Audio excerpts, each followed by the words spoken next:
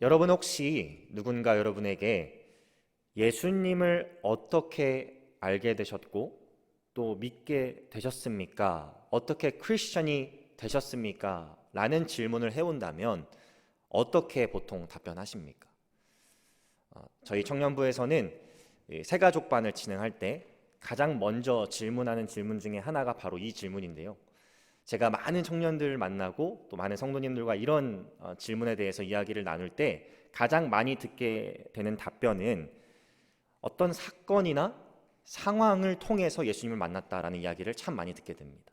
예를 들면 고등학교 때 갔었던 교회 수련회를 통하여서, 아니면 우리 가정에 이런 어려움이 있었는데 이런 은혜를 경험해서, 이렇게 어떤 사건이나 상황을 통해서 예수님을 알게 되었다라고 말씀하시는 분들이 많이 있다는 것을 제가 봅니다. 그런데 만약에 조금 질문을 바꿔서 하나님, 제가 어떻게 예수님을 알게 되었습니까? 제가 어떻게 하나님의 자녀가 되었습니까? 라는 질문을 한다면 과연 하나님께서는 어떻게 답변하실까요? 오늘 그 질문에 대한 답변을 본문을 통해서 우리는 발견할 수 있습니다. 오늘 본문의 말씀은 특별히 많은 분들이 이미 잘 알고 계신 삭개오 이야기가 등장하는 본문인데요. 이 본문을 통해서 우리는 두 가지 중요한 교훈을 발견하게 될 것입니다. 첫 번째는 우리의 구원이 도대체 어떻게 우리에게 임하는가, 그리고 이 구원의 능력은 얼마나 위대한가, 이 두 가지에 대한 교훈을 우리는 깨닫게 될 것입니다. 오늘 첫 번째 교훈은 우리 성도님들과 함께 이 삭개오 이야기를 통해서 나누고자 하는 첫 번째 교훈은 우리가 경험한 이 구원이 우리가 주님을 찾았기 때문에 주어진 것이 아니라 주님께서 우리를 찾아오셨기 때문에 주어졌다는 것을 우리는 오늘 이야기를 통해서 발견할 수 있는데요. 오늘 본문 1절의 말씀을 한번 보실까요? 오늘 본문의 1절 말씀을 보시면 예수님께서 여리고라는 지역에 도착하십니다. 그리고 이 여리고에 오신 이유를 1절 후반부에서는 이 여리고를 지나가시더라 이렇게 이야기하고 있어요. 영어 성경을 보면 조금 이 의미가 더 확실해지는데요. pass through 하고 계시다라고 말씀하십니다. 이 말은 지금 이 여리고라는 목적지가 예수님의 궁극적인 목적지가 아니라는 겁니다. 예수님께서는 어딘가를 가시고 있는데 그곳에 가시기 전에 거쳐가는 경유지와 같은 곳이 바로 이 여리고라는 거예요. 그렇다면 예수님께서는 지금 어디를 향해 가고 계신 것일까요? 누가복음 17장으로 돌아가 보게 되면 특별히 11절에 예수님께서 예루살렘으로 지금 가고 계시다, 예루살렘이 예수님의 궁극적인 목적지라고 말씀하십니다. 우리가 잘 알고 있듯이 예수님께서 이 땅에 오신 이유는 예루살렘에서 십자가 사역을 통해 우리의 죄를 담당하시고 우리에게 구원을 주시기 위해 오셨기 때문에, 생각해보면 예수님께서 거쳐가시는 많은 경유지들이 있었는데 그곳에서 굳이 많은 시간을 허비하실 필요도 없고 또 만나는 사람마다 일일이 다 대응하실 필요도 없으셨을 겁니다. 그런데 오늘 본문을 보면 이 예루살렘으로 가는 길에서 여리고를 지나가고 계시고요. 이 여리고를 지나가실 때 예수님을 절박하게 보고 싶어하는 한 인물이 등장하게 되는데 그 사람이 바로 삭개오입니다. 그래서 이 이야기를 여기까지만 표면적으로 보면 예수님이 아무런 의미 없이 지나가시더라도 그 예수님을 만나려면 얼마나 절박하게 그분을 찾아야 되는지 우리의 노력을 굉장히 중요시하게 여기는 본문처럼 우리가 이해할 수도 있습니다. 그런데 오늘 본문을 깊이 있게 묵상하고 들여다보면요, 이것은 삭개오가 예수님을 절박하게 찾은 이야기가 아니라 예수님이 삭개오를 먼저 찾으러 오신 이야기임을 발견할 수 있는 증거들이 너무나 많이 있어요. 그리고 더 나아가서 세리장으로서 당시에 많은 죄를 짓고 불의한 방법으로 부를 축적하고 사람들의 증오와 또 비난의 대상이었던 삭개오마저도 하나님께서 택하시고 부르시고 찾으시면 구원의 수혜자가 되고 대상이 된다라는 놀라운 은혜의 말씀인 것입니다. 그렇다면 오늘 본문 속에서 예수님을 찾아간 삭개오 이야기가 아닌 삭개오를 찾아오신 예수님 이야기인 것을 발견할 수 있는 증거는 어디에 등장할까요? 다시 1절로 돌아가서 아까도 말씀드렸다시피 예수님께서는 예루살렘을 가는 길에 여리고를 지나가고 계십니다. 우리가 11장으로 돌아가 보게 되면 예수님께서는 그 북쪽에 있는 사마리아와 갈릴리 지역에 계셨어요. 그런데 그곳에서 예루살렘으로 향하는 길은 사실 여러 개가 있습니다. 대표적으로는 직진으로 쭉 지도상으로 봤을 때 내려오는 가까운 길이 있었고요. 지도상으로 봤을 때 오른쪽으로 커브를 그리면서 돌아오는 길이 있는데, 지금 예수님께서 여리고를 지나가시는 길은 더 가까운 직진길이 아니라 오른쪽으로 이렇게 돌아오시는 길입니다. 예수님께서 굳이 이 길을 놔두시고 왜 오른쪽 길을 돌아오고 계실까? 우리는 한번 생각해 볼 필요가 있다는 것이죠. 본문 4절로 가보게 되면 우리가 잘 알고 있는 내용인데, 이 키 작은 삭개오가 많은 군중 속에서 예수님을 보지 못하고 제대로 만나지 못하자 이 나무 위에 올라갑니다. 사실 우리가 돌 무화과 나무에 올라갔다고 해서 대단하다, 정말 절박하다라고 얘기할 수도 있는데, 사실 이 돌 무화과 나무는 오르기에 특별한 능력이 막 있어야지 오를 수 있는 나무는 아니었어요. 특별한 재주가 있어야지 오를 수 있는 나무는 아니었습니다. 그리고 그곳에는 삭개오뿐만이 아니라 너무나 많은 사람들이 있었기 때문에, 너무나 많은 군중들이 있었기 때문에 예수님께서는 삭개오가 나무 위에 올라갔다고 해서 그 삭개오를 꼭 주목하실 필요는 없었어요. 그 삭개오에게 꼭 눈길을 주실 필요는 없으셨다는 겁니다.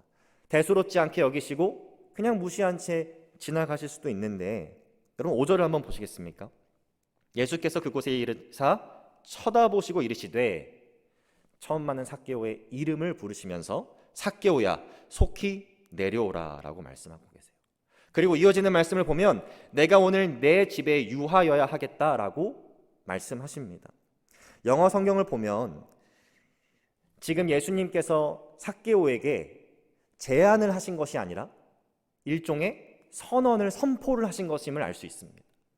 여러분 영어 성경을 보게 되면 예수님께서 I must stay at your house라고 얘기하고 있어요. 무슨 말이냐면 내가 이렇게 꼭 할 것이다 선포하는 겁니다. 여러분 must와 would like to의 차이점을 잘 알고 계시죠? would like to라고 하면 그렇게 하면 좋고 아니면 어쩔 수 없고, 근데 예수님께서는 지금 must를 사용하시면서 내가 오늘 너의 집에 꼭 거할 것이다 라고 선포하고 계시다는 겁니다. 이러한 것들을 봤을 때 우리는 어떠한 깨달음을 얻을 수 있을까요? 예수님께서는 여리고를 아무런 의미 없이 지나가시다가 나무 위에 오를 정도로 열심을 보인 한 남자를 보고 즉흥적으로 기뻐하시고 긍휼히 여기시고 불쌍히 여기셔서 그를 내려오라고 이름까지 부르시고 집에 가겠다라고 말씀하신 것이 아니라는 겁니다. 지금 예수님께서는 여리고를 지나오신 그 동그란 길을 선택하신 이유도, 그 여리고를 지나시면서 삭개오의 이름을 직접 부르신 이유도, 그 삭개오의 집에 내가 오늘 must stay at your house, 오늘 거하겠다라고 말씀하신 이유도 이미 그를 태초부터 정하시고 부르시고 그 삭개오를 찾아오시기 위해 지금 여리고를 지나가고 계시다라는 것, 그를 구원하실 계획을 이루시기 위해서 지금 이 여리고를 지나고 계시다라는 것을 우리가 오늘 이야기를 통해서 알 수 있는 것이죠. 그래서 이 이야기의 마무리라고 할 수 있는, 교훈을 정리한 절이라고 할 수 있는 10절을 보게 되면 인자를 만나기 위해선 인자를 찾으라 라고 말하고 있지 않습니다. 인자가 온 것은 잃어버린 자를 찾아 구원하려 함이니라. 이것이 우리에게 구원이 임하는 놀라운 영적인 진리인 것입니다. 우리가 예수님을 찾을 수 있는 능력도 없었을 뿐더러 지혜도 없었을 뿐더러 우리에겐 마치 죽은 영이 있는 시체와 같은 그런 모습이었는데, 예수님께서 우리를 먼저 찾아오셔서 우리를 정하시고 택하신 그 구원의 계획을 이루신다는 것, 그것이 우리에게 구원이 임하는 하늘의 진리, 비밀인 것이죠. 여러분 한번 생각해 보십시오. 예수님께서 지금 삭개오를 택하시고 정하셔서 구원의 계획을 이루시기 위해서 여리고에 오셨습니다. 그리고 삭개오를 부르시고 그의 집에 거하시겠다고 말씀하셨어요.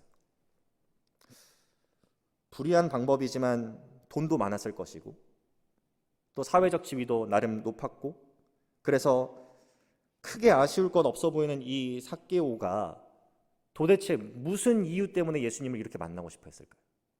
도대체 무슨 이유 때문에 이렇게 예수님을 보고 싶어 했을까요?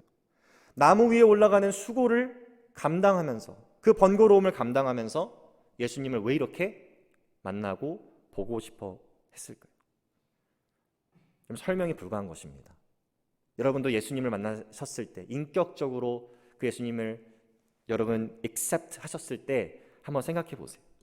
분명히 여러분들 삶을 살아오시면서 어느 시점까지는 이 예수님이란 분이 나와는 전혀 상관없는 분, 관심조차 가지 않는 분, 어떤 분들에게는 오히려 반감이 있는 분처럼 여겨지셨을 겁니다.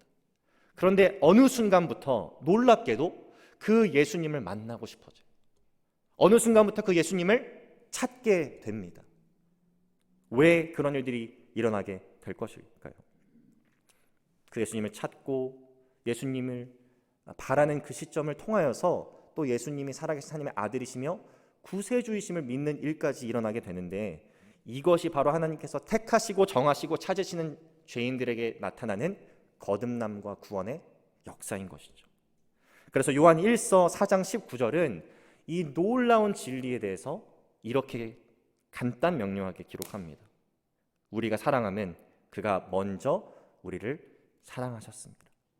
사랑받을 자격 없는 우리를 먼저 사랑하셔서 우리도 주님을 사랑할 수 있게 하셨다라는 것, 이것이 영적인 시야에서 봤을 때 우리 모두에게 구원이 임하는 하늘의 진리이고 하늘의 비밀인 것입니다. 오늘 이야기를 통해서 우리가 깨달을 수 있는 두 번째 교훈은요, 바로 이 하나님의 구원이 우리로 하여금 하나님의 뜻을 기쁨과 자원하는 마음으로 순종할 수 있도록 거듭나게 한다는 것입니다. 오늘 본문의 이야기를 쭉 읽어보시면 특별히 6절에서 이 이야기가 딱 끝나는 게 아주 깔끔하고 아름답다라는 것을 여러분 생각하실 수 있으세요. 6절에 보면 예수님께서 그 삭개오의 이름을 부르시고 내가 너희 집에 거하겠다 말씀하시고 삭개오가 급히 내려와서 예수님을 즐거워하며 영접하였다. 끝, 해피엔딩 이렇게 딱 하면 깔끔한데 여기서 이야기가 끝나지가 않습니다. 그리고 누가는 이 구원받은 삭개오에게, 정말 제대로 예수님을 만난 삭개오에게 일어난 한 변화에 대해서 기록하고 있는데요, 예수님께서 삭개오의 이름을 직접 부르시고 급히 내려오라고 하시고 내가 너희 집에 거하겠다라고 말씀하셨을 때 이미 그 주변에 있는 많은 사람들, 많은 군중들의 시선은 예수님과 삭개오에게 쏠리기 시작했을 겁니다. 그리고 이 군중들은 이미 삭개오라는 자가 세리장으로서 얼마나 많은 사람들을 속이고 불의한 방법으로 돈을 뺏었는지, 얼마나 많은 유대인들을 로마 정부 편에 서서 괴롭혔는지 이미 알고 있었어요. 그래서 오늘 본문 7절의 말씀을 보시면 무사람이 보고 수군거를 이르되 저가, 즉 예수께서 죄인인 삭개오의 집에 유하러 들어갔도다, 이렇게 예수님과 삭개오를 싸잡아서 비판하고 있습니다. 그런데 8절부터 보면 이 예수님을 만나게 된 삭개오가 그 누구도 시키지 않은 행동을 하기 시작하는데요, 첫 번째로 한 행동은 그동안 자신이 불의한 방법으로 축적해온 재산을 절반으로 쪼개서 그 절반을 가난한 자들에게 나눠주겠다라고 이야기합니다.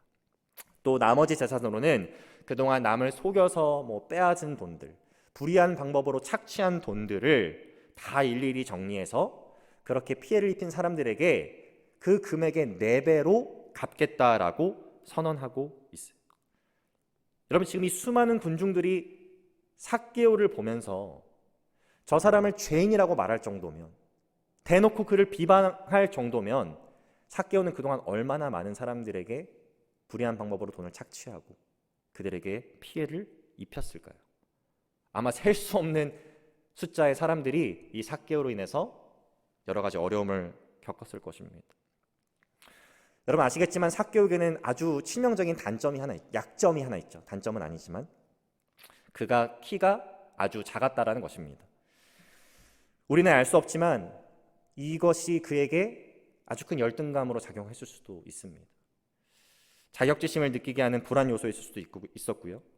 또 그러한 약점을 극복하기 위해, 사람들에게 무시당하지 않기 위해서 물불 안 가리고 이 세리장이라는 자리에 오르기 위해서 열심히 살았을 수도 있습니다.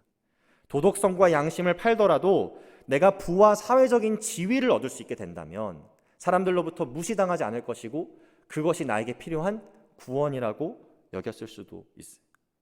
그런데 예수님을 제대로 만나니까 참 하나님을 경험하니까 그동안 자신이 구원이라고 생각했던 세상의 것들을 완전하게 내려놓는 삭개오의 모습을 우리가 볼 수 있습니다. 다시 8절의 말씀을 보시면 재산의 절반 중에 절반을 사용하여서 이 자신이 속여서 돈을 빼앗은 자들에게 4배로 갚겠다라고 지금 이야기하고 있어요. 우리가 민수기 5장 6절부터 7절을 가보게 되면 이렇게 삭개오와 같이 죄를 지었지만 이 죄가 잘못된 것임을 뉘우치고 회개해서 올바르게 그것을 다시 바로잡고자 할 때에 어떻게 이것을 해결해야 되는지에 대한 말씀이 나옵니다. 근데 그 말씀을 보시면 그 죄의 값을 온전히 갚되 거기에 5분의 1을 더하면 된다고 율법은 우리가 알려주고 있어요. 5분의 1. 그런데 지금 삭개오는 5분의 1을 더하는 것이 아니라 4배를 약속하고 있습니다. 무슨 말일까요? 자신이 해야 하는 범위보다, 자신이 감당해야 되는 책임보다 훨씬 더 크고 많은 것들을 지금 사용하여서 이것들을 올바르게 다시 바로 잡고자 하고 있다는 것입니다. 여러분, 그동안 너무나 많은 사람들을 속이고 불의한 방법으로 사람들의 돈을 착취했던 이 세리장이었던 삭개오가 어떻게 이렇게 자원하는 마음으로, 기쁜 마음으로 자신의 재산을 거의 다 사용하면서 자신의 죄의 문제를 바로 잡으려고 할 수 있었을까요? 이것에 대한 질문, 답변은 너무나 간단한 겁니다. 자신을 먼저 찾아오신, 자신을 먼저 택하신, 사랑하신 예수님을 만나보면서 그 어떤 것보다 예수님이 가장 귀한 분이심을 깨달은 것이죠. 그거 외에는 설명될 수 있는 것이 없습니다. 많은 신앙인들이 이 하나님의 뜻대로 사는 것이 어렵다라고 말합니다. 그리고 그것을 우리는 인간이기에, 연약하기에, 우린 죄인이기에 괜찮다라고 합리화시킬 때도 있어요. 여러분, 근데 혹시 대부분 연애 경험이 다 있으시죠? 없으신 분도 계실 수도 있는데, 네, 대부분 계실 겁니다. 저도 결혼 전에 저희 현재 우리 아내인 우리 김주은, 네, 연애할 때를 생각해 보면 제가 참 수고롭고 번거로운 일들도 너무너무 기쁨을 했던 시절들이 있었던 것 같아요. 저는 아내를 만났을 때 한국에서 1년 동안 있어야 되는 상황이었고, 또 아내는 그 대학교 4학년에 재학 중이었기 때문에 소개팅을 딱 하고 2주 뒤에 아내는 미국으로 가버리게 됐습니다.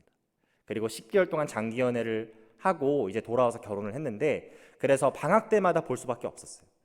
그래서 10개월의 장기 연애 중에 한 2달 정도만 실제로 얼굴을 대면하고 데이트를 할 수 있는 그런 시간이 주어졌었습니다. 근데 저희가 제가 살고 있었던 곳은 경기도 하남이었고, 또 저희 아내가 살고 있었던 곳은 관악구에 있는 신림동이었기 때문에 제가 데리러 가고 또 다시 데이트가 끝나면 내려다 주는 일이 거의 수도권이었기 때문에 차가 막히면 1시간에서 1시간 반 걸리기도 하고, 어쩔 때는 더 걸리는 때도 있었던 것 같아요. 그런데 그 아내를, 그때는 여자친구였고, 그 제 여자친구를 데리러 가는 그 길이 얼마나 행복했는지, 차가 막혀도 그것이 저에게 걸림돌이 되지 않아요. 그리고 사역도 여러 가지 공부를 하고 있었기 때문에 피곤하지만 데이트가 끝나고 그 아내를 다시 집으로 데려다주는 그것이 전혀 수고롭지 않고 어렵지 않았습니다. 그것이 왜 그럴까요? 내가 그 상대방을, 대상을 진심으로 사랑하기 때문입니다. 우리가 예수님을 따라간다고 하지만, 예수님을 나의 삶의 주인이라고 고백하지만 그분의 뜻대로 살아가는 것이 어렵다라고 말하는 것은 그분을 향한 사랑이 부족하다고 말할 수밖에 없는 거예요. 예수님을 제대로 만나면, 오늘 삭개오처럼 나를 먼저 찾아오신 그 예수님의 사랑을 제대로 경험한다면 그 예수님을 동일하게 사랑하는 것, 그것은 어려운 일이 아닙니다. 그렇게 하지 못한다고 합리화할 일이 아닌 것이죠. 만약 그렇게 하지 못한다면 예수님을 향한 사랑이 그냥 부족하다는 것을 우리는 인정해야 하는 것입니다. 복음서를 보면 비유들이 참 많이 등장하죠. 네, 여러분, 제가 아주 쉬운 질문 하나 드리겠습니다. 오늘 이 삭개오의 이야기는 비유일까요? 아니면 실존했던 이야기일까요? 절대 비유가 아닙니다. 이것은 실제로 일어났던 일을 기록해 놓은 사건인 거예요. 너무나도 현실적이고 실제적으로 일어날 수 있는 일이 기록된 것입니다. 여러분, 당시 가장 불의하고 죄가 많다고 여겨졌던 사람 중 한 명인 이 세리장 삭개오가 예수님께서 정하시고 택하시고 찾아오셔서 예수님의 구원 계획을 이루심을 통하여서 구원받았다라는 것은 무엇을 의미할까요? 하나님께서 정하시고 택하시고 찾아가시는 사람, 어떠한 죄가 있어도, 어떠한 약점이 있어도, 어떠한 부족함이 있어도 그 사람이 무조건 구원을 경험할 수밖에 없게 된다는 것입니다. 그것이 하나님께서 우리에게 은혜를 부어주실 때 일어나게 되는 놀라운 일인 것이죠. 또 한 가지, 이러한 삭개와 같은 자도 그 구원을 제대로 경험하니까 자신이 그동안 불의한 방법으로 축적했던 모든 돈들을 더 이상 귀하게 여기지 않고 하나님께서 기뻐하시는 것이 무엇인지를 분별하며 바로 그것을 실행에 옮길 수 있었다는 것은 우리에게도 그런 동일한 거듭남의 능력이, 성화의 능력이 주어질 수 있다는 것을 가리키는 겁니다. 우리가 정말 예수님을 제대로 만났다면, 우리를 먼저 찾아오시고 정하시고 택하신 그 예수님을 제대로 경험했다면, 그 사랑을 우리가 풍성하게 누리며 살아가고 있다면 우리는 그 하나님을, 예수님을 사랑할 수밖에 없는 것이고, 그 사랑의 표현이 우리의 삶을 통해서 나타나는 것은 너무나도 당연하다는 것. 이것이 하나님의 은혜를 전적으로 경험한 자들에게 나타나는 것입니다.